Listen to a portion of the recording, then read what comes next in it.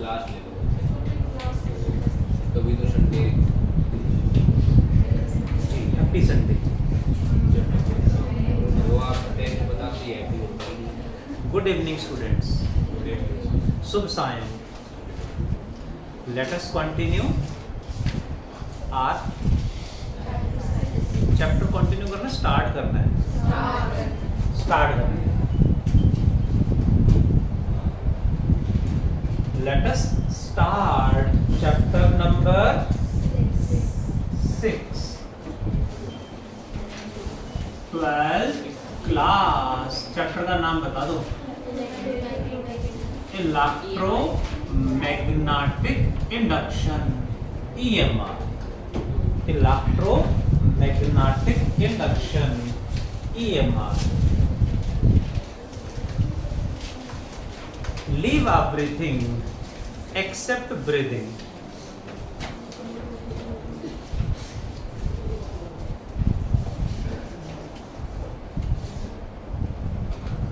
Leave please. Specs school में दिखाई नहीं दे रहा? बोला नहीं? देखिए जरा प्लीज, हमें चैप्टर स्टार्ट करना है इलेक्ट्रोमैग्नेटिक इंडक्शन। अभी लास्ट चैप्टर में हमने पढ़ा, लास्ट टू लास्ट चैप्टर 4 में करंट से मैग्नेटिक फील्ड कितना और कैसे प्रोड्यूस होता है। क्या पढ़ा चैप्टर 4 में? करंट से मैग्नेटिक फील्ड कैसे और कितना प्रोड्यूस होता है। क्या से क्या?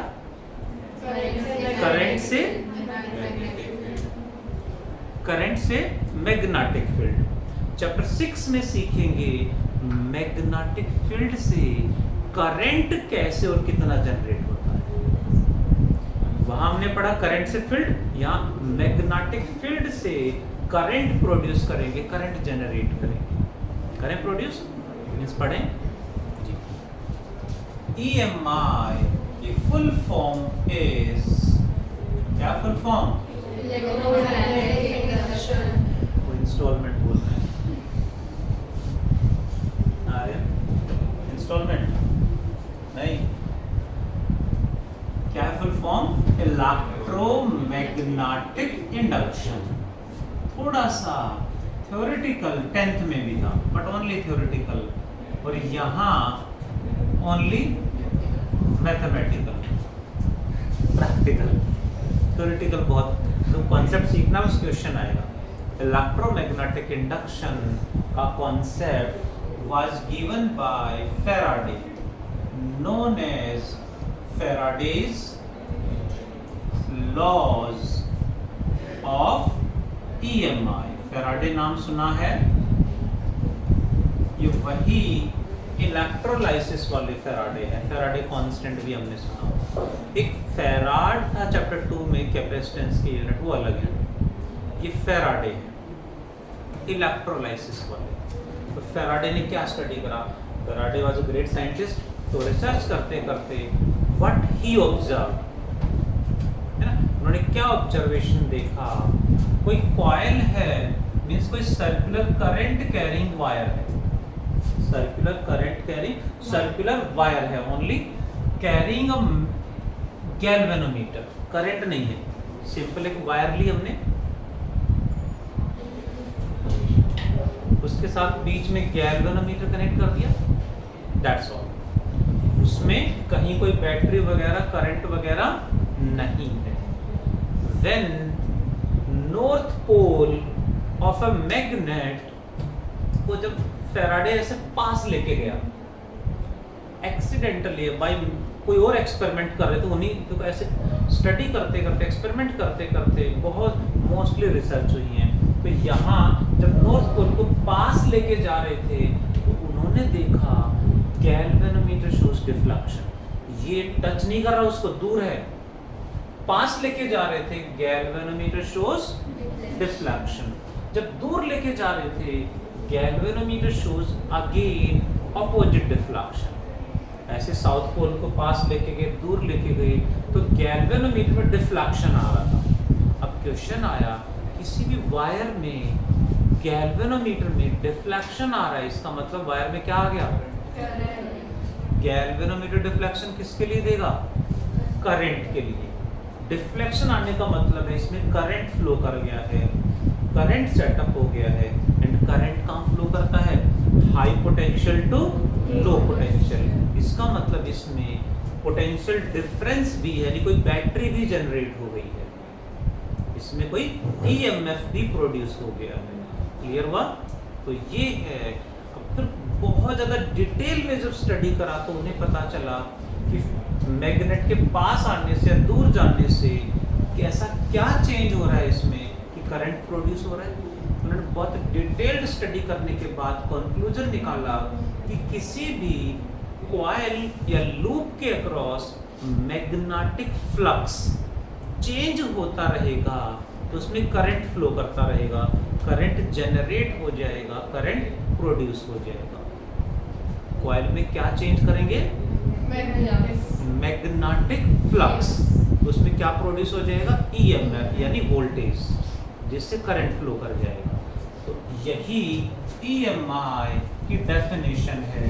फर्स्ट पॉइंट में फैराडेज लॉज में first point is what? Definition of EMI. क्या डेफिनेशन लिखेंगे अनन्या मैम? करंट और EMF is induced in a loop or coil। कब इंड्यूस होगा? When क्या चेंज करेंगे? When magnetic flux, basic condition यही है, when magnetic flux across the coil, across the loop changes। किसी भी लूप या कॉइल के अक्रॉस मैग्नेटिक फ्लक्स जब तक चेंज होता रहेगा, इस लूप में तब तक करंट फ्लो करता रहेगा, तब तक इसमें वोल्टेज रहेगा, ईएमएफ रहेगा। इट्स रियली मैजिकल कि हमने कुछ नहीं करा, कांटेक्ट में भी नहीं है, सिंपली घर पे बहुत सारे वायर हमारे आसपास हैं, कोई भी मेटालिक वायर को ऐसे फोल्ड करा, उसमें गैल्वेनोमीटर लगाया और मैग्नेट को पास लेके जाएंगे तो उसमें करंट जनरेट होगा। It's really magical. ठीक है जी। ऐसे बहुत सारे फिनोमिना हमारे आसपास चारों तरफ हो रहे होते हैं, प्रैक्टिकली हो रहे होते हैं, जिन पे सबका ध्यान नहीं जाता, किसी का ध्यान चला जाता है और वो नई रिसर्च कर देते हैं। मैग्नेटिक फ्लक्स मतलब वो परपेंडिकुलर मैग्नेटिक लाइन। हाँ, वही वाला जैसे चैप्टर 1 में था, जैसे चैप्टर 4 में भी बहुत पता जी। चलिए नेक्स्ट पॉइंट में। तो सेकंड पॉइंट क्या जनरेट हो जाएगा? ईएमएफ और करंट। कितना? सेकंड पॉइंट में इन्होंने बताया induced EMF that is represented by V। कुछ बुक्स में जैसे चैप्टर 3 में हमने ईएमएफ के लिए एप्सिलॉन सिंबल यूज करा था, बैटरी के लिए चैप्टर 3 में, जैसे मर्जी रिप्रेजेंट करें। Induced EMF is directly proportional to delta phi b by delta t। phi b is the magnetic flux, delta phi b means change in magnetic flux, delta t change in time or time taken, phi b magnetic flux, delta phi b phi b change in, phi b is magnetic flux, delta phi b is change in magnetic flux, delta t is change in time or time taken। Time है वो current produce के लिए use हो रहा है। हाँ जी, EMF के लिए, वोल्टेज के लिए। प्रोपोर्शनैलिटी कांस्टेंट यहाँ आएगा -1। तो 1 पर लिखे ना लिखे माइनस साइन लगा के, minus delta phi b by delta t। For n turns के लिए क्या हो जाएगा?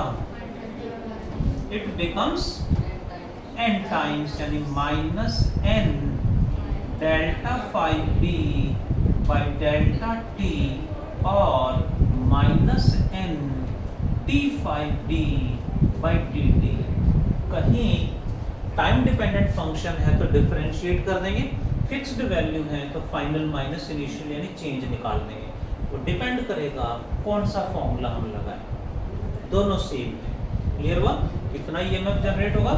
-n delta 5b by delta t।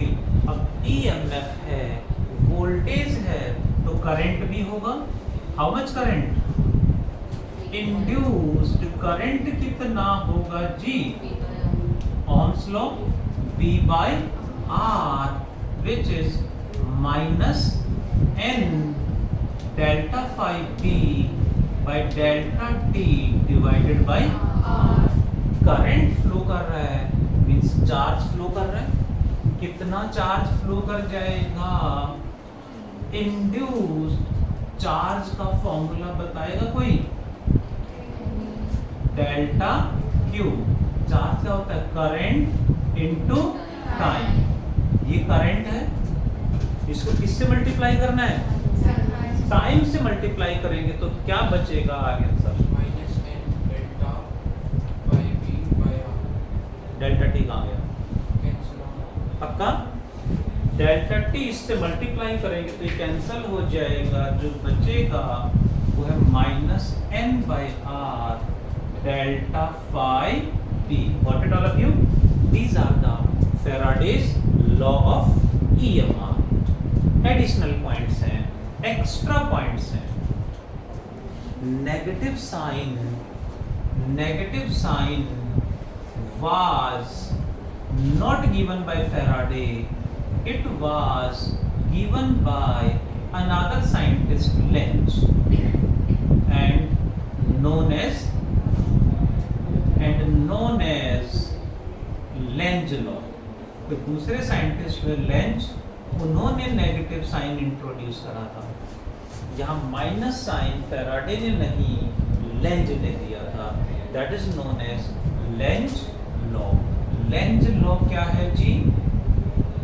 Actually Lenz एक साइंटिस्ट है, उन्होंने माइनस साइन इंट्रोड्यूस करके करंट किस डायरेक्शन में फ्लो करेगा ये बताया था। कि नॉर्थ पोल को पास लेके आएंगे तो करंट क्लॉकवाइज या एंटी क्लॉकवाइज वो कैलकुलेट करना उन्होंने सिखाया। करंट की डायरेक्शन उन्होंने बताई, कितना होगा फैराडे ने बताया, किस डायरेक्शन में होगा लेंज ने बताया। क्या कहा लेंज ने? Lenz law states that induced current always opposes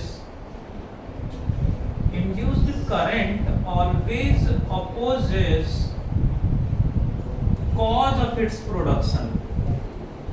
cause of its production का मतलब क्या है? जो भी करंट को प्रोड्यूस करेगा उसी को अपोज करेगा। शिवम जी, करंट को प्रोड्यूस कौन कर रहा है? मैग्नेटिक फील्ड या फ्लक्स? दोनों ही नहीं। क्या फ्लक्स की वजह से प्रोड्यूस हो रहा है? No, change in magnetic flux की वजह से प्रोड्यूस हो रहा है। करंट को कौन प्रोड्यूस कर रहा है? Change in magnetic flux. कितना भी ज्यादा क्यों ना हो, करंट फ्लो नहीं करेगा, करंट इंड्यूस नहीं होगा। चेंज कितना हो रहा है उसके अकॉर्डिंग इंड्यूस करेगा। जितना ज्यादा चेंज होगा उतने ज्यादा करंट आएगा। तो करंट किसकी वजह से है? Change in flux. Cause of production क्या आया? Change in magnetic flux. That is opposes 5b या डेल्टा 5b? डेल्टा 5b को अपोज करेगा।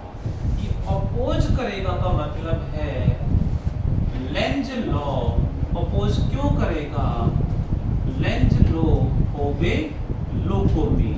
लोकोमी क्या होता है? Law of conservation of mechanical energy. Length ने कहा कि यहाँ कुछ भी प्रोड्यूस नहीं हो रहा है, कुछ भी जनरेट नहीं हो रहा है, just one form of energy electric energy में, यानी one form of energy another energy में कन्वर्ट हो रही है। नॉर्थ पोल को पास लेके आने में मैं जितना भी एनर्जी स्पेंड करूंगा वो मैकेनिकल एनर्जी इसके अंदर इलेक्ट्रिक एनर्जी में कन्वर्ट हो रही है। form of energy converts into another form of energy, so energy is conserved. So Lenz law obey loco. Next additional point is, यहाँ एक और पॉइंट हम डिस्कस करेंगे, बट उससे पहले there was a real incident had happened with Faraday related to this EMI. Faraday ने अपनी research की, जैसे उन्हें दिखा फ्लक्चुएशन आ रहा है, मतलब करंट फ्लो कर गया, तो उन्हें लगा कि मैंने करंट की डिस्कवरी कर ली है, मैं करंट प्रोड्यूस कर पा रहा हूँ, करंट जनरेट कर पा रहा हूँ। It was a really great discovery for him. तो उन्होंने कई साल तक बहुत डिटेल में स्टडी करा, इसके ऊपर रिसर्च करी बहुत सारी, और कंक्लूजन निकालने के बाद लास्ट में वो थोड़े से टाइम के लिए, कुछ मिली सेकेंड, कुछ सेकंड के लिए ही करंट प्रोड्यूस करके दिखा पा रहे थे।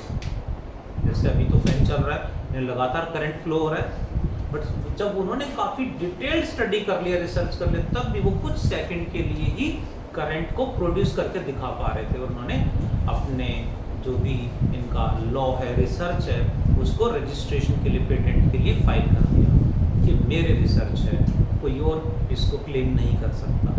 तो उसके लिए बहुत सारी फॉर्मेलिटीज़ होती हैं, अप्लाई करना पड़ता है, प्रोसेस होते हैं, फॉलो करने पड़ते हैं, और काउंसिल होती हैं जिसमें बहुत सारे सीनियर साइंटिस्ट होते हैं, उनके सामने एक्सप्लेन करना पड़ता है कि ये सच में सही रिसर्च है, प्रूव करना पड़ता है उनके सामने। तो जब फेराडे काउंसिल के सामने थे, क्वेश्चनिंग हो रही थी, तो scientist from the council asked him, किसी ने पूछा उनसे कि what is the use of all this. तो फेराडे ने क्या कहा होगा? Faraday replied with a question,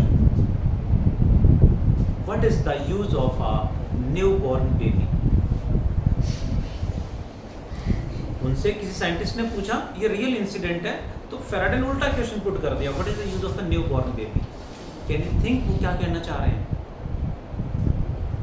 उनकी जो रिसर्च है वो छोटे लेवल पे अभी जस्ट स्टार्ट है, जस्ट बॉर्न हुई है, बिल्कुल स्टार्टिंग फेज में है।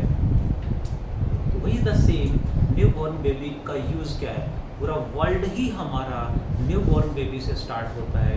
ये सारी वर्ल्ड, सारा यूनिवर्स हम चला रहे हैं, हम ही तो चला रहे हैं, बट स्टार्ट कहाँ से होता है? बर्थ से, न्यूबॉर्न बेबी से। उनका कहने का जो लॉजिक था, जो वो कहना चाह रहे थे, उनका जो न्यूबॉर्न बेबी था तब का, आज वो कितना बड़ा जाइंट बन चुका है। यू कैन इमेजिन, उनका न्यूबॉर्न बेबी मीन्स उनकी रिसर्च कितनी छोटी सी थी, आज इतना बड़ा जाइंट बन चुका है। वर्ल्ड में 100% इलेक्ट्रिसिटी प्रोडक्शन एसी का, बैटरी वाला नहीं, बैटरी वाला करंट अलग होता है, बैटरी वाले करंट को हटा दें, जो घरों में सप्लाई हो रहा है एसी है। 100% इलेक्ट्रिसिटी प्रोडक्शन जो एसी वाला है, वो इस फॉर्मूले पे बेस्ड है, इस कॉन्सेप्ट पे बेस्ड है, फेराडे लॉ की रिसर्च पे बेस्ड है। तो उस टाइम पे हो सकता है उन्होंने इतना सोचा होगा कि आज मेरी रिसर्च ठीक है कि बहुत छोटी सी रिसर्च है, बहुत स्टार्टिंग फेज में है, बट इन फ्यूचर ये बहुत बड़ी रिसर्च बन जाएगी। ऐसे तो प्रैक्टिकल एग्जांपल है, और बहुत बड़ी रिसर्च बन गई तो हमारे सामने डिस्कस करने को मिला। ऐसे कितने ही आइडियाज डेली लाइफ में हमारे चारों तरफ चल रहे होते हैं। Different students UT half yearly Saturday Sunday test से बाहर निकल के भी थोड़ा सा सोच रहे होते हैं, और बहुत सारे आइडियाज निकल के आते हैं। उनमें से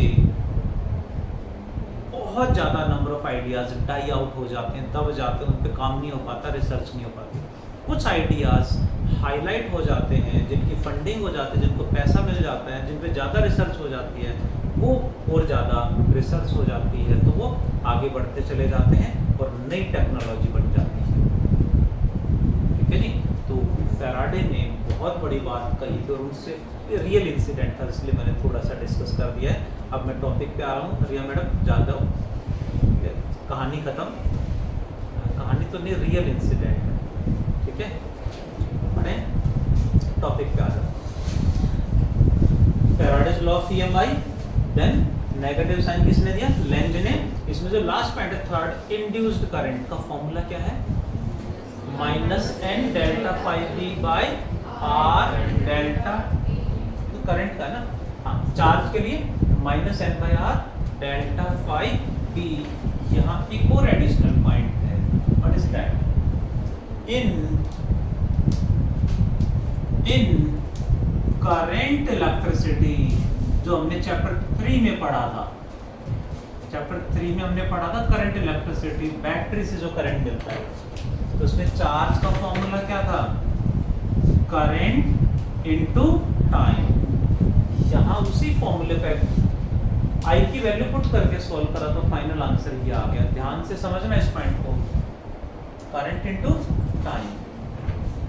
करंट फ्लो कर रहा है 10 एम्पियर, कितना फ्लो कर रहा है? For 10 second. कितना चार्ज फ्लो कर गया? 10 ampere for 10 seconds, 100 coulomb. 10 ampere for 20 seconds means जितने ज्यादा टाइम के लिए करंट फ्लो करेगा उतना ही चार्ज भी ज्यादा फ्लो कर जाएगा। इज इट क्लियर है? किसमें? करंट इलेक्ट्रिसिटी में। बट इन EMI कितना चार्ज फ्लो करेगा? Not this one. इसमें टाइम तो कहीं आ ही नहीं रहा, इसमें टाइम नहीं आ रहा है, मींस ये किस पे डिपेंड करता है? चेंज इन मैग्नेटिक फ्लक्स पे डिपेंड करता है। इस फ्लक्स को चेंज करने में आप 10 सेकंड लगाओगे, 10 सेकंड में फ्लो कर जाएगा। उसी को चेंज करने में 10 आवर्स लगा दोगे, 10 मिनट लगा दोगे तो भी चार्ज उतना ही फ्लो करेगा। 20 मिनट लगा दोगे तो भी चार्ज सेम फ्लो करेगा, चार्ज चेंज नहीं होगा। Means we can say in current electricity charge Q depends on time, while in, ये क्वेश्चन पढ़ते हैं ये, while in EMI charge does not depend on time। Sir वो इलेक्ट्रिक मैग्नेटिक फ्लक्स पे depend करेगा। हाँ जी, doesn't depend on time and depends on change in magnetic flux। Charge अगर हमने सिर्फ मैग्नेटिक फ्लक्स लिखे तो वो गलत हो जाएगा। गलत हो जाएगा, फ्लक्स पे डिपेंड करता ही नहीं है, चेंज इन फ्लक्स पे डिपेंड करता है। किस पे डिपेंड करता है? चेंज इन मैग्नेटिक फ्लक्स पे डिपेंड करता है। अब एक वर्ड हम यूज कर रहे हैं, मैग्नेटिक फ्लक्स। होता क्या है मैग्नेटिक फ्लक्स? चैप्टर 1 में पढ़ा था phi E इलेक्ट्रिक फ्लक्स, यहाँ है phi B magnetic flux. Electric flux chapter 1 में क्या था दिवाशा में? E dot ds, dot product of electric field and area vector. Magnetic flux में E की जगह B आ जाएगा, B डॉट ds। प्रकृति में हम डॉट हटा दें तो BDS cos थीटा, यानी वेक्टर साइन हट जाएंगे और दोनों के मैग्नीट्यूड साथ में cos थीटा। सिद्धार्थ जी ये कब वैलिड फॉर्मूले? जब मैग्नेटिक फील्ड वेरिएबल या कांस्टेंट? कांस्टेंट हो। वेरिएबल हुआ तो इंटीग्रेट करना पड़ेगा। इंटीग्रेशन B डॉट ds और integration BDS cos theta when magnetic field is variable। What is its SI unit? SI unit बता दो जी। टेस्ला। एरिया की unit metre square. Tesla metre square is known as 1 Weber। Symbol is capital W small v। SI unit is 1 Weber या 1 tesla metre square. Scalar vector dot product हमेशा scalar ही होता है, हमेशा स्केलर होता है। Dot product always scalar. एक word use कर रहे हैं हम यहाँ पे, डीएस वेक्टर, क्या बोलते हैं इसको? Area vector. वेक्टर है तो इसकी डायरेक्शन भी होगी, डायरेक्शन क्या होगी? परपेंडिकुलर, अपवर्ड नहीं, आउटवर्ड्स। कब कब? ऑलवेज, यानी हमेशा। एरिया की डायरेक्शन फिक्स है, perpendicular, outwards, always. Like the smart board has an area board, कितना एरिया होगा? लेंथ इनटू ब्रेड्थ, एरिया आ गया। डायरेक्शन क्या होगी? इसके परपेंडिकुलर। Which one? इन और आउट? आउटवर्ड। मैग्नीट्यूड होगा लेंथ इनटू ब्रेड्थ, डायरेक्शन ये होगी आउटवर्ड्स। ठीक है जी। कहीं भी कोई भी एरिया गिवन हो, उसकी डायरेक्शन हमेशा, जो भी एरिया गिवन है उस पर परपेंडिकुलर ड्रॉ कर दें, वो उसकी डायरेक्शन बताएगा।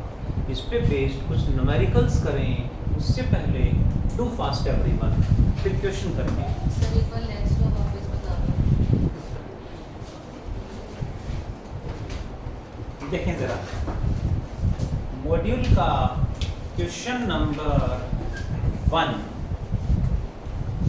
क्वेश्चन नंबर 1 थोड़ा सा डिस्कस करना चाहूंगा, सॉल्व कैसे करेंगे numericals. First question is a magnetic field, सामने ध्यान please, leave it please. A magnetic field, सुन रहे हो, ऑफ फ्लक्स डेंसिटी 1 वेबर पर मीटर स्क्वायर, सामने ध्यान ही नहीं है, 1 वेबर पर मीटर स्क्वायर, समझ लें। अब magnetic field of flux density 1 weber पर मीटर स्क्वायर मींस क्या गिवन है? फ्लक्स डेंसिटी कहा है, तो क्या लिख दूं?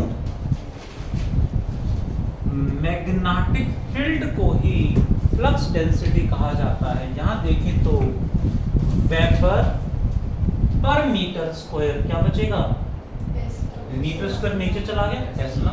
हमें पता होना चाहिए ऐसे अलग अलग नाम यूज होंगे, magnetic induction, magnetic field, magnetic flux density, all are magnetic field. Magnetic field of flux density यानी मैग्नेटिक फील्ड का ही नाम रखा है। तो हमें नाम पे नहीं जानना, उसकी यूनिट से पहचानना है। कौन है? मैग्नेटिक फील्ड है। ऑफ 1 वेबर पर metre square act normal to a 80 turn coil. Normal मतलब परपेंडिकुलर, यानी कॉइल ऐसे है तो मैग्नेटिक फील्ड इसके परपेंडिकुलर है, इसके परपेंडिकुलर तो इधर होगा, मींस किधर है? डाउन। जो मैग्नेटिक फील्ड है इस कॉइल के नॉर्मल है, यानी परपेंडिकुलर है, मतलब ऐसे ले ले डॉट या इनवर्ड क्रॉस, इसके परपेंडिकुलर। आउट भी आता है, इन भी आता है, चॉइस इज योर्स। नॉर्मल यानी perpendicular to a 80 turn coil, तो 80 टर्न्स क्या आ गया? N of 0.01 metre square area. Area जो गिवन है 0.01 मीटर स्क्वायर, इसका एरिया है, ds है। If find the EMF induced in it in the coil if it is removed from the field in 0.1 second। इस coil को पहले कहाँ रखी हुई थी? फील्ड में। कॉइल को 0.1 सेकंड के अंदर फील्ड से बाहर निकाल दिया, कितना टाइम लगा? 0.1 सेकंड में फील्ड से बाहर निकाल दिया है। तो इसमें 0.1 सेकंड में इसमें कितना ईएमएफ इंड्यूस हो जाएगा, कितना करंट फ्लो करेगा, क्या निकालना है? इंड्यूस्ड ईएमएफ का फॉर्मूला बताओ। -n delta phi B by delta T, लगा दें formula.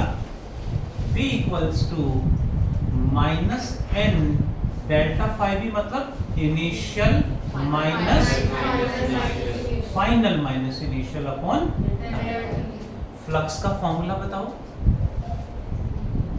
BDS cos theta. Initial final flux कितना होगा? Y0, क्योंकि फील्ड से बाहर निकाल दिया। फ्लक्स का फॉर्मूला क्या है? B D S cos theta. क्या फॉर्मूला है? B D S cos theta. Initial flux में थीटा क्या होगा? क्योंकि स्क्वायर का एरिया वेक्टर इसके परपेंडिकुलर होगा। क्लियर है? यानी कितना बन गया? B D S cos zero कितना होगा? 1। So B into D S final flux कितना होगा? y जीरो, क्योंकि b जीरो हो गया, फील्ड से बाहर निकाल दिया है। तो induced EMF is minus n कितना है? Final flux zero minus initial flux upon time taken is dt या डेल्टा t गिवन है minus minus plus 80 into field कितना? 1, area is 0.01 upon time is 0.1। कुछ कट रहा है? इस पॉइंट से, इस जीरो से दोनों डेसिमल कट गई, एक जीरो आएगा। हाँ जी शिवम जी, मेक इट करेक्ट।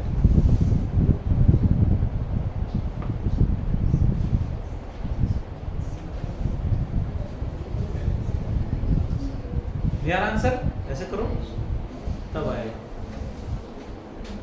सही है भाई। ये डेसिमल हटाएंगे तो नीचे 2 जीरो आएंगी, ये डेसिमल हटाएंगे तो 1 जीरो ऊपर आएगी और 1 जीरो पहले से ऊपर है।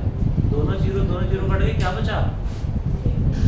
800 या 8 वोल्ट आ गया जी answer. That is answer 8 volt. यानी हमें ध्यान से इनिशियल फ्लक्स कितना है बीडीएस कॉस थीटा से निकाल लेंगे, फाइनल फ्लक्स कितना है बीडीएस कॉस थीटा से निकाल लेंगे, फाइनल माइनस इनिशियल में वैल्यू पुट कर देनी है डिवाइड बाय टाइम।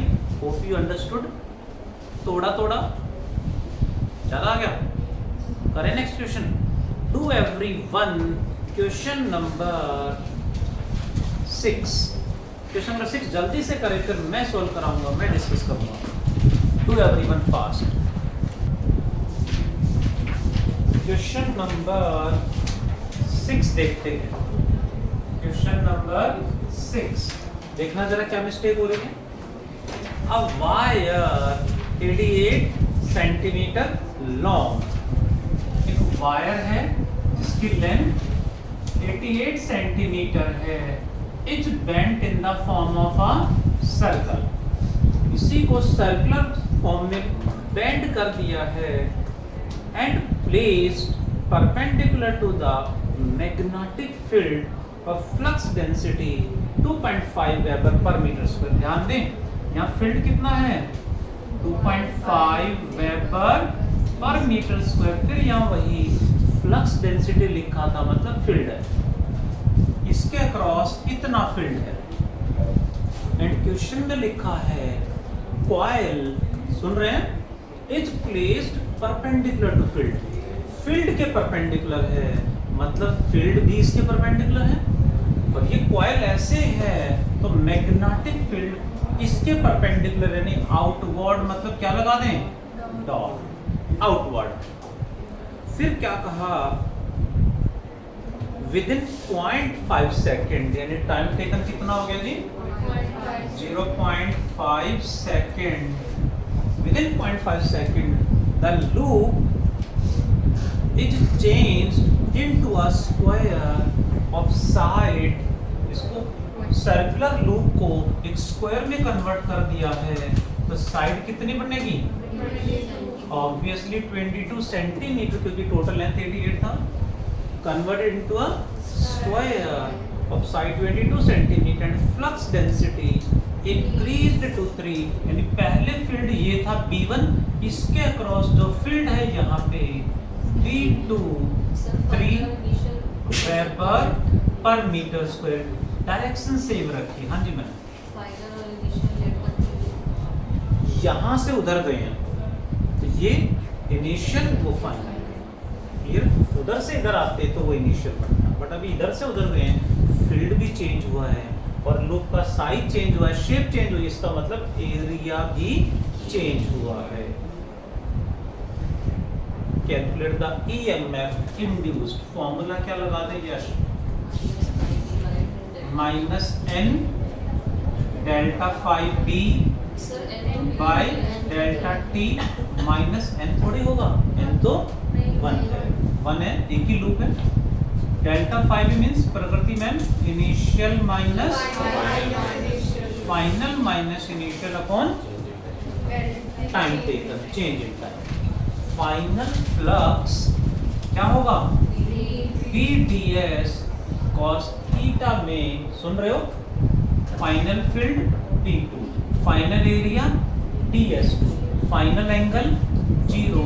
तो इसका एरिया वेक्टर आउटवर्ड है, फील्ड भी आउटवर्ड है, माइनस इनिशियल फ्लक्स क्या आएगा Siddharth? Sir B1 DS1 cos 0 B1 DS1 cos 0 upon time taken. इसका एरिया कैसे निकालोगे?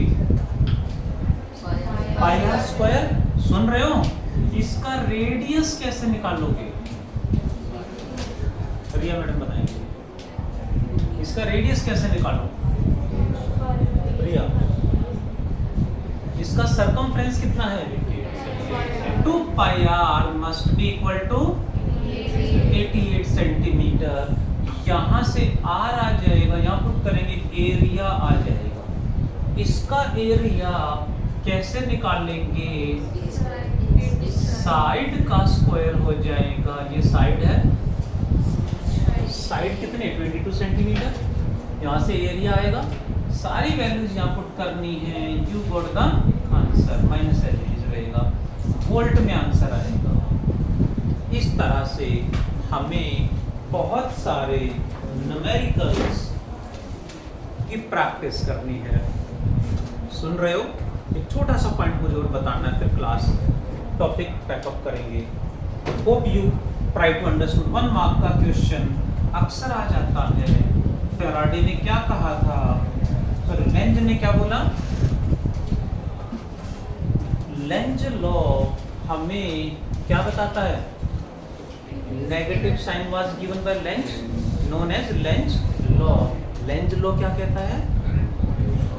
Current induced always opposes the cause of its production, and this negative sign जो length ने बताया था, this negative sign gives direction of current। ये हमें current की डायरेक्शन बताएगा, अपोज करेगा, मतलब कैसे? सुन ले प्लीज, समझने की कोशिश करेंगे। अच्छा कॉन्सेप्ट है, बट समझ लिया तो, याद करा तो कितना मर्जी रट्टे मार ले, मिस्टेक होगी ही होगी।